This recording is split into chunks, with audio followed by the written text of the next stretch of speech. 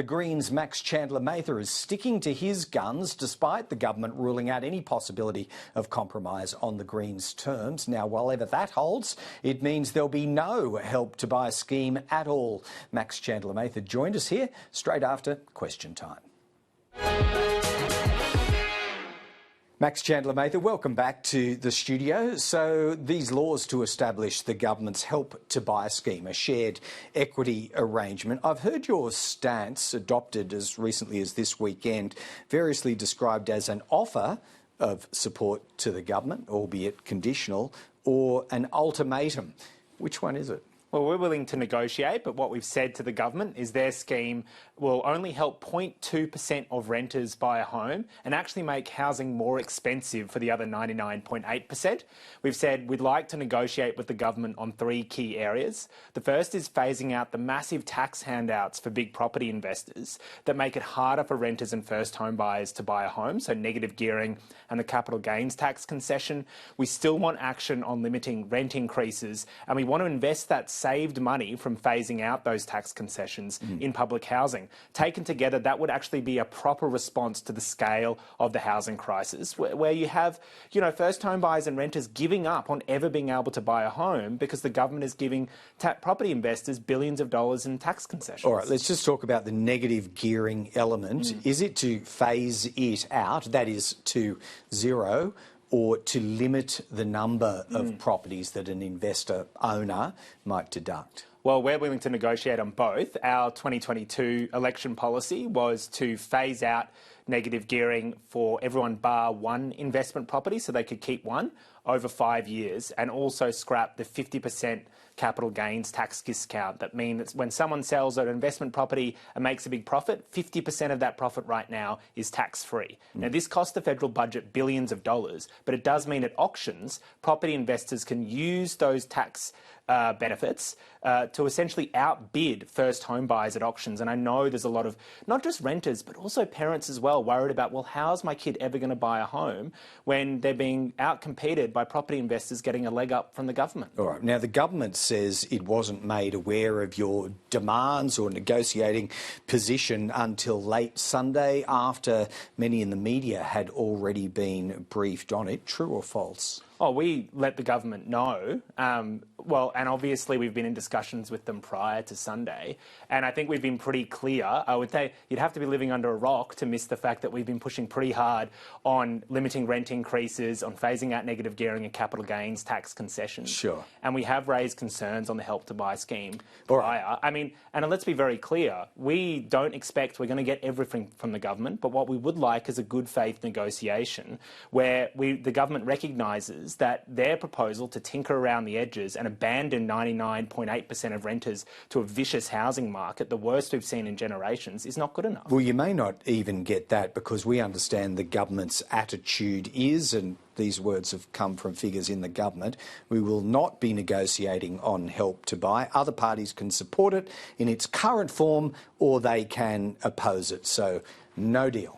Well, this reminds me of the Housing Australia Future Fund last year, where the government said similar things, and then all of a sudden we secured $3 billion of investment in public housing.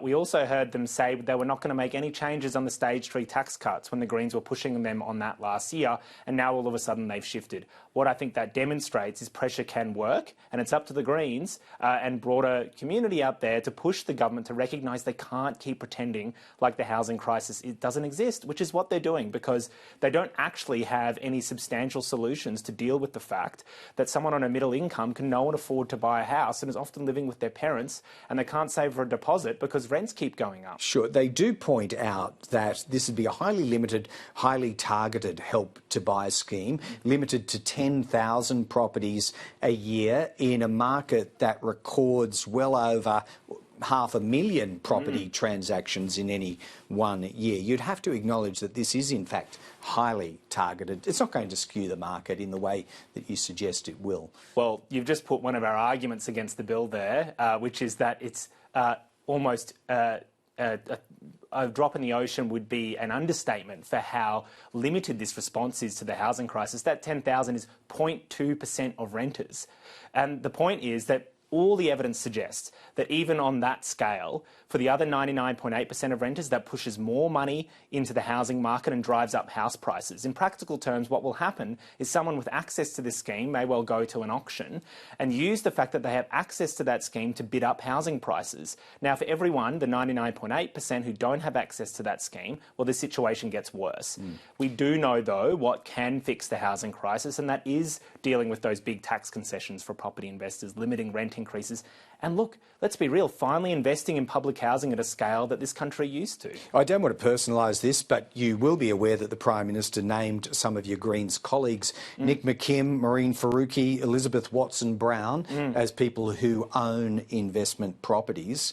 Have you discussed with them divesting those properties to alleviate the pressures that you identify here? I think you know that that's not going to fix the housing crisis, Greg. The point is that right now, 75% of the entire Labor caucus own investment properties, and that party opposes any changes to the tax concessions that benefit property investors. Every member of Greens party room supports phasing out those tax concessions. Now, look, the way our economic system has been designed is for generations people were told, oh, the tax system was designed to encourage people to invest in properties. Look, I don't begrudge people for doing that, but what I do begrudge is a political party who currently are in government opposing changing and shifting and phasing out those tax concessions as a way to finally give first home buyers a chance at getting into the housing market and buying a home. Because this scale of this crisis now, in the 1980s, the average house price was about 1/3, it was about 3 times the average income. Now it's 8 times the average income. Sure. It's become unsustainable. Honouring commitments is very important. We're being reminded of that almost every day since the Stage 3 tax cut change by the government. Don't you, though, recognise that on Help to Buy, this is a government mandate? They had a very clear proposal that they laid out in May of 2022, the last week, or was it 2 weeks of the election campaign, and they won. How can you, in all conscience, deny them something that they seek to implement purely off mandate? Well, the Prime Minister said when economic circumstances change, so should government policy on the Stage 3 tax cuts. Unless we forget, they went to the election promising to retain those tax cuts and then rightly shifted on that, although not as far as we would have liked. And I think the same goes for the housing crisis. Since the election in 2022, I think we can all accept that the scale of the housing crisis is the likes of which we've never seen. Rent increases are going up so fast right now that it's actually impossible for a lot of people to save for a deposit. Meanwhile, because increased interest rates in combination with house prices that keep going up are locking out even middle and some upper income workers from ever being able to buy a house. The circumstances have changed, and it's the responsibility of the government to represent everyone in this country and the millions currently locked out of an affordable home. All right. Well, the pressures are real, as you identify. Let's see where this 47th Parliament lands the solutions. We'll stay across it and no doubt talk to you again soon on this and other matters. Max Chandler-Mather, thanks for joining us. Thanks for having me.